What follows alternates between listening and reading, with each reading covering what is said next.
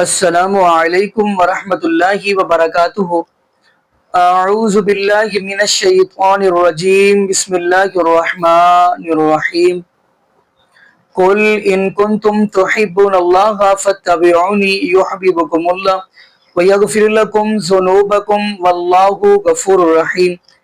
جی ناظرین، آج ہم جس حوالہ سے گفتگو کرنے لگے ہیں، جیسا کہ آپ کو اس بات کا علم ہے کہ کل انجینئر محمد مرزا صاحب کے اوپر جو اکیڈمی کے اوپر حملہ ہوا، وہ تو آپ کو اس بات کا علم ہے۔ لیکن ناظرین، تھوڑی سی پرانی ویڈیو ہے، لیکن یہ ہے شیعہ ذاکر جواد نقوی صاحب کی۔ یقین مانیے یہ شروع سے ہی انجینئر محمد مرزا صاحب کے بارے میں یعنی بہت اچھی گفتگو کرتے رہے ہیں، ان کے حق میں بیان کرتے رہے ہیں، ان کے حق میں بولتے رہے ہیں۔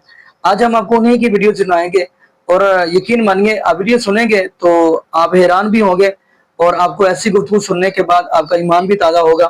تو کیا ناظرین، بلا تاخیر ہم اپنی ویڈیو کی طرف بڑھتے ہیں، پھر انشاءاللہ ناظرین آخر میں ہم بھی گفتگو کریں گے۔ آئیے ناظرین مل کے ویڈیو دیکھتے ہیں۔ میڈیا کے اوپر ایک اسی طرح کے نفرت کے ایک ڈرم نے فتویٰ دیا ہے یہ معروف شخصیت مرزا محمد علی، جو بہت ہی بے باک انسان ہے، دلیر نڈر انسان ہے، اور میں سمجھتا ہوں کہ اہل البیت کے دفاع میں جتنا انہوں نے جانانہ دفاع کیا ہے اتنا کسی اور نے نہیں کیا ہے۔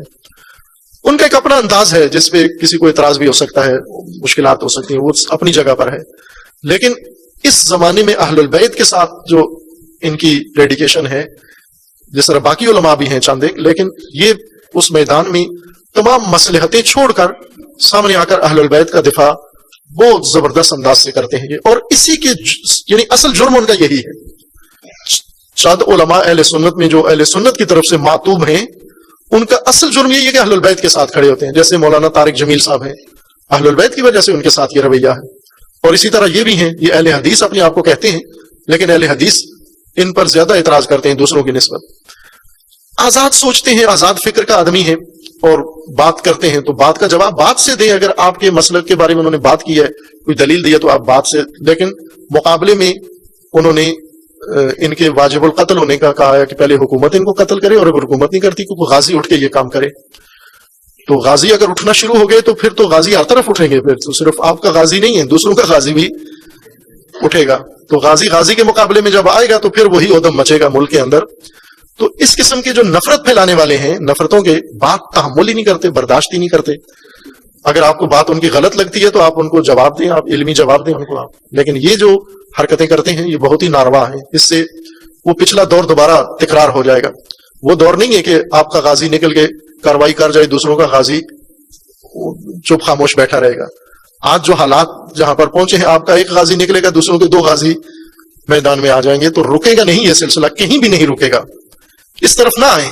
اور مجھے تعجب ہے کہ ادارے اور باقی حکومتی سرکاری وہ بھی ان بیانات کو کوئی نوٹس نہیں لیتے، آج خود نوٹس نہیں لیتے۔ ہمارے چیف جسٹس نے آج خود نوٹس لے کے آج خود کو بھی برباد کیا، رسوا کیا، ذلیل کیا، اور ملک کو بھی آج خود نقصان پہنچایا اور بحران کھڑا کر دیا ہے۔ ان چیزوں کا آج خود نوٹس لو ادارے، کہ اس قسم کے افراد جو ماحول بنانا چاہتے ہیں اس کو روکنے کی کوشش کریں آپ۔ لیکن اختلافات کا کوئی حرج نہیں ہے۔ مرزا محمد علی کو ہر ایک سے اختلاف ہے، شیعوں سے بھی اختلاف ہے، تو اختلاف والے کی سزا موت نہیں ہوتی۔ اختلاف والے کی سزا یا اختلاف والے کا جواب ہے دلیل سے۔ اگر آپ کے مذہب پہ انہوں نے کوئی بات کی ہے کہ یہ ثابت نہیں ہے تو آپ ثابت کرو ان کی بات، نہ کہ جا کر کہو کہ واجب القتل ہے اور اس کو ختم کر دو جا کر۔ یہ ماحول۔ جی ناظرین، آپ نے یہ ویڈیو ملاحظہ فرمائی۔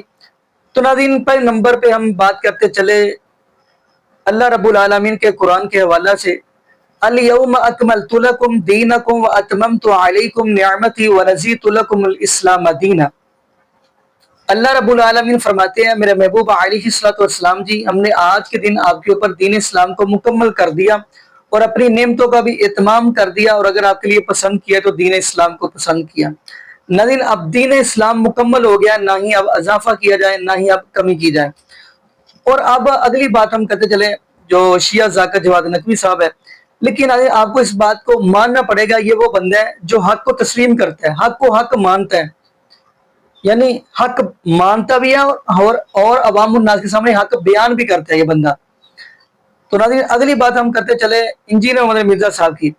ناظرین دیکھیں، ہر بندے کو اختلاف ہوتا ہے ایک دوسرے کے ساتھ، دیکھو مجھے بھی اختلاف ہے، تو اپنا اختلاف ہے وہ بندے کو بیان کرنا چاہیے. بلکہ انجینئر محمد مرزا صاحب نے بھی یہ بات کہی ہے کہ اگر کسی کو میرے سے اختلاف ہے تو وہ اپنا اختلاف اس کو رکھنا چاہیے اور بیان بھی کرنا چاہیے.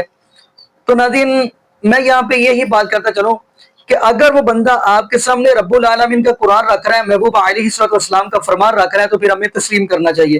کیوں؟ کیونکہ ہمارے لیے حجت, شریعت, دلیل رب العالمین کا قرآن ہے اور محبوب علیہ السلام کا فرمان ہے. جیسا کہ آپ کو اس بات کا علم ہے کہ محبوب علیہ السلام کے جو صحابہ ہیں انہوں نے محبوب علیہ السلام کے اشارے پہ اپنا ہر چیز, مال, دولت, جانیں تک قربان کر دی. بلکہ جہاں پہ رب العالمین کا قرآن آیا, محبوب علیہ السلام کا فرمان آیا, تو صحابہ نے فوراً کہا انما کان قول المؤمنین اذا دعوا الی اللہ ورسولہ لیحکم بینہم ان یقولوا سمعنا واطعنا واولئک هم المفلحون. یہ ناظرین میں آپ کو صحابہ کے بارے میں یہ چند جملے کیوں سنا رہا ہوں؟ میں اس لیے سنا رہا ہوں تاکہ اللہ پاک ہمیں بھی محبوب علیہ السلام کے صحابہ جیسا ایمان نصیب فرما دے. کیونکہ محبوب علیہ السلام کے صحابہ کو اگر محبت ہی نا, اگر آج دیکھیں گے نا آج کا طبقہ, آج کے معاشرے کے لحاظ سے لوگوں کو دیکھیں گے تو آج کے لوگوں کو کسی بندے کو دولت کے ساتھ پیار ہوتا ہے, گاڑی کے ساتھ پیار ہوتا ہے, یا کوٹیاں فیکٹریوں کے ساتھ محبت ہوتی ہے. لیکن رب العالمین کا قرآن کہہ رہا ہے محبوب علیہ السلام کے صحابہ وہ ہیں جن کو محبت ہوئی وَلَٰكِنَّ اللَّهَ حَبَّبَ إِلَيْكُمُ الْإِيمَانَ, محبوب علیہ السلام کو کے صحابہ کو محبت ہوگی اپنے ایمان کے ساتھ. اس لیے اللہ رب العالمین نے شرط رکھی ہے. کیا شرط رکھی ہے؟ فرمایا فَإِنْ آمَنُوا بِمِثْلِ مَا آمَنْتُمْ بِهِ فَقَدْ اهْتَدَوْا وَإِنْ تَوَلَّوْا فَإِنَّمَا هُمْ فِي شِقَاقٍ فَسَيَكْفِيكَهُمُ اللَّهُ وَهُوَ السَّمِيعُ الْعَلِيمُ. اللہ رب العالمین فرماتے ہیں پس تم ایمان ایسے لے کر آؤ جیسے محبوب علیہ السلام کے صحابہ لے کر آئیں. باقی نظر یہاں پہ ہم دعا کرتے ہیں اللہ پاک ہمیں عقیدت توحید نصیب فرمائے اور اللہ پاک ہمیں محبوب علیہ السلام کی شریعت کے مطابق زندگی گزارنے کی توفیق دے اور اللہ پاک ہمیں 5 وقت کا پکا سچا نمازی بنائے. اور جتنے بھی بے اولاد جوڑے ہیں اللہ پاک سب کو نیک نورینہ, صحت, تندرستی والی, ایمان والی, لمبی زندگی والی اولاد عطا فرما دے. جزاکم اللہ خیرہ. احسن جزا. السلام علیکم ورحمۃ اللہ وبرکاتہ.